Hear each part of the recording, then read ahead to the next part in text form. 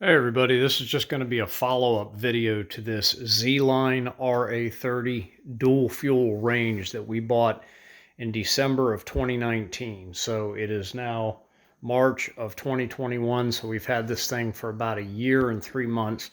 And I know a number of you have been interested in these and have asked me in the comments if we like it, and if I wanted to do a follow-up video. So that's the point of this.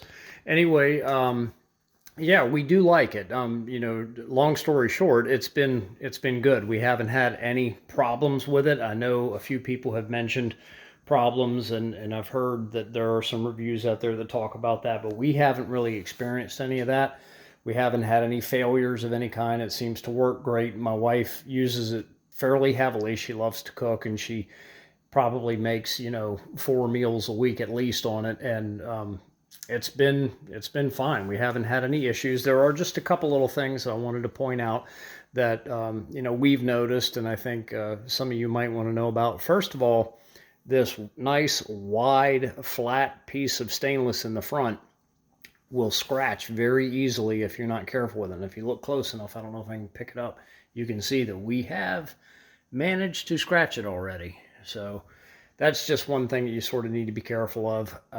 Another issue we had is these knobs, which are nice and heavy. They're metal knobs, which is cool, but most of them are on there really well. Like you'd have to really pull to get it to come out. It has a lot of friction to it. But this one over here on the end just slides right off nice and easy.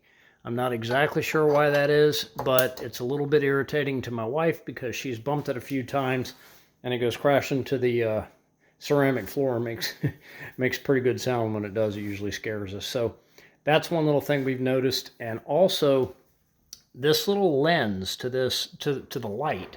This light comes on when you turn it on. This little lens, I don't know if I hit it or what happened to it, but it popped off and broke in half. So you probably can't tell. I did a real good job of fixing it, but I glued the two pieces back together to make it solid again, and then just popped it back on there. So I don't really know what caused that to happen, but other than that, we've been happy with it. Like I said, it works well. It cooks nice. My wife loves the dual fuel feature of it. The fact that the oven portion is electric, she really prefers that. And she definitely prefers the gas cooktop. So that part's real nice. Everything still works well like it's supposed to. The temperature, as far as we can tell, in the oven seems to be accurate. It seems to hold, pretty much where you set it. So as far as we can tell, there's no issues there.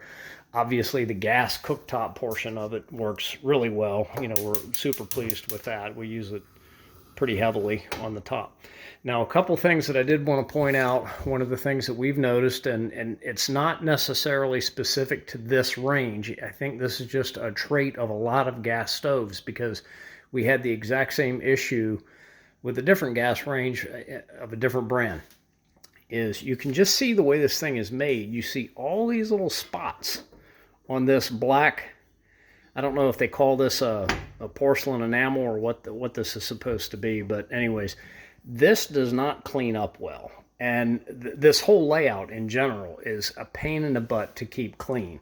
My wife is a great cook, but she's also a very messy cook, and she tends to kind of destroy this thing sometimes with meals. Sometimes I think she's adding ingredients from the next room, but it doesn't clean up all that great. We can sit here with all kinds of 409 and Crud Cutter and Windex, and we've tried just about everything, but we just cannot get this thing back to looking like it did the day we, brought it home, when it was brand new and everything was perfect and shiny.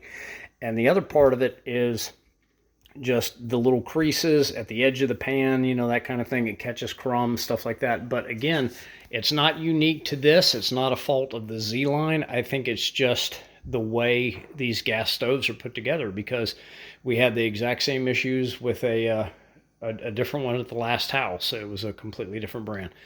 So, yeah, I mean, again, it's been a little over a year. We're very happy with it. Honestly, I think if you were to take this out of here today and hand me my money back, I'd probably just go buy the same one again, because of the little things that bother us about it. Overall, we still really like it. I think it looks great. I mean, obviously, one of the reasons you buy this is because it's got that really nice professional look. yet it doesn't cost anywhere near what a Wolf or a Viking costs. It's probably half the money as one of those. And as far as I could tell, it works great. I don't use it anywhere near as much as my wife does. And other than the little things I mentioned here, she doesn't have any complaints. The convection bake part of it with the fan, the forced hot air inside, she really likes that feature. That's something that's handier than we thought it would be, and we use it quite a bit. So that's it.